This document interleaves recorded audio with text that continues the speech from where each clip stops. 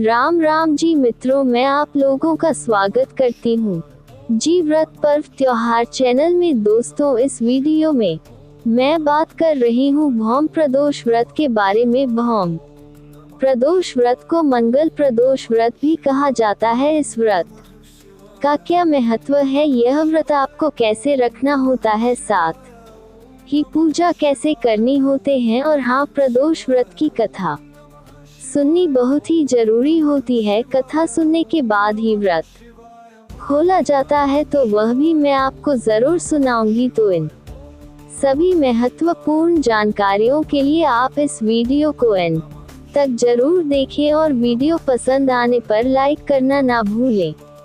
यदि कमेंट कर कोई अन्य जानकारी चाहते हैं तो वह भी जरूर पूछें। और अभी तक आपने अगर जी व्रत पर्व त्योहार चैनल को सब्सक्राइब नहीं किया है तो चैनल को जरूर सब्सक्राइब कर ले और ज्ञानवर्धक जानकारियों का लाभ उठाएं, ताकि बेल आइकन को भी प्रेस कर लें ताकि आने वाले वीडियो की नोटिफिकेशन आपको सबसे पहले मिल सके। तो चलिए बात करते हैं मंगलप्रद व्रत के बारे में। दोस्तों, हिंदू मान्यताओं के अनुसार प्रदोष व्रत त्रयोदशी तिथि के दिन रखा जाता है। प्रत्येक महीने में 2 प्रदोष व्रत होते हैं, एक शुक्ल पक्ष में, एक कृष्ण पक्ष में। मंगलवार को आने वाले प्रदोष व्रत को भौम प्रदोष या फिर मंगल प्रदोष व्रत कहा जाता है। वह बहुत ही विशेष महत्व होता है। मंगल प्रदोष व्रत का प्रदोष व्रत भगवान शिव को प्रसन्न करने और आशीर्वाद प्राप्त करने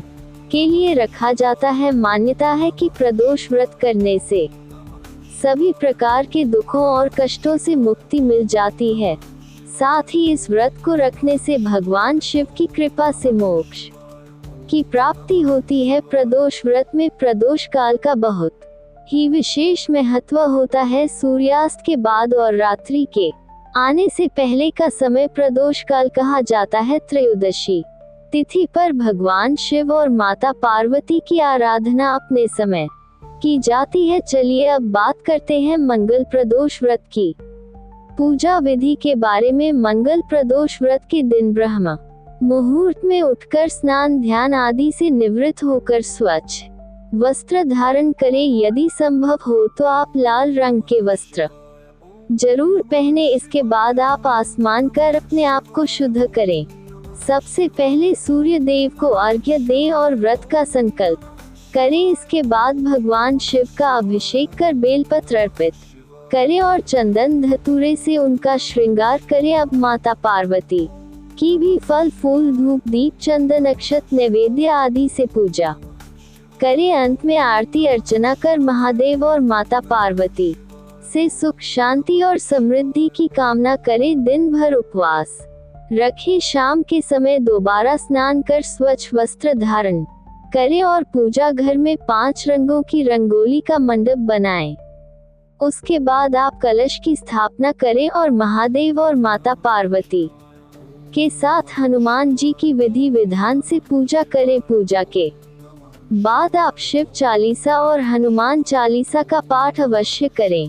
पाठ करने के बाद आरती कर प्रसाद का वितरण करें। इन सब के पश्चात फलाहार करें। यदि आप चाहे तो एक समय का भोजन भी आप प्रदोष काल में पूजा करने के बाद कर सकते हैं। चलिए अब सुनते हैं भौम प्रदोष व्रत की कथा। एक नगर में एक वृद्ध महिला निवास करते थे। उसके मंगलिया नामक एक पुत्र था। वृद्धा हनुमान जी की परम भक्त थी। वह प्रत्येक मंगलवार को नियम पूर्वक व्रत रखकर हनुमान जी की आराधना किया करती थी। उस दिन वह न तो घर लिपटी थी और न ही मिट्टी खोजते थे। वृद्धा को व्रत करते हुए अनेक वर्ष बीत गए थे। एक बार हनुमान जी ने उनकी श्रद्धा की परीक्षा लेने चाहे और हनुमान जी साधु का वेश धारण करके उन मेरे पास आ गए और पुकारने लगे, है कोई हनुमान भक्त है, कोई शिव जी का भक्त जो हमारी इच्छा पूरी करते। ये पुकार सुन वृद्ध महिला बाहर आए और बोली, आज्ञा महाराज। हनुमान जी महाराज बोले, मैं भूखा सा दूं तो थोड़ी सी जमीन ने दे और भोजन बनाने का सामान मुझे दे दे। मैं अपने हाथों से भोजन बनाकर भोजन करूंगा। वृद्ध महिला दुविधा में पड़ गई। वह महिला हाथ जोड़कर बोली, महाराज, लिए अपने और मिट्टी खोदने के अतिरिक्त अगर आप कोई आज्ञा दे तो मैं अवश्य पूरी करूंगी। साधु वेशधारी हनुमान जी ने 3 बार प्रतिज्ञा करवाने के बाद कहा, तो अपने बेटे को बुला, मैं उसकी पीठ पर अग्नि प्रज्वलित कर भोजन बनाऊंगा। वृद्धा के पैरों तले जमीन खिसक गई। वह क्या करती, प्रतिज्ञा बद्ध थी। उसने मंगलयान को बुलाकर साधुओं के सुपुर्द कर दिया और स्वयं रोते बिलखते अंदर चली गई। मगर साधु रूपी हनकुंजी ऐसे ही मानने वाले न थे। उन्होंने वृद्धा के हाथों से ही मंगलिया को पेट के बल सुलाया और उसकी पीठ पर हाथ चला दी। भोजन बनाकर साधु ने वृद्ध महिला को बुलाया और कहा कि अब मंगलिया को पुकार ताकि वह भी आकर भोग लगा ले। इस पर वृद्ध महिला बहते आंसुओं को पोंछकर बोली, उसका नाम लेकर मुझे आप और कष्ट न पहुंचाएं। किंतु जब साधु महाराज नहीं माने तो वृद्धा ने मंगलिया को आवाज लगाए और पुकारने की देर थी कि मंगलिया दौड़ते हुए आ पहुंचा।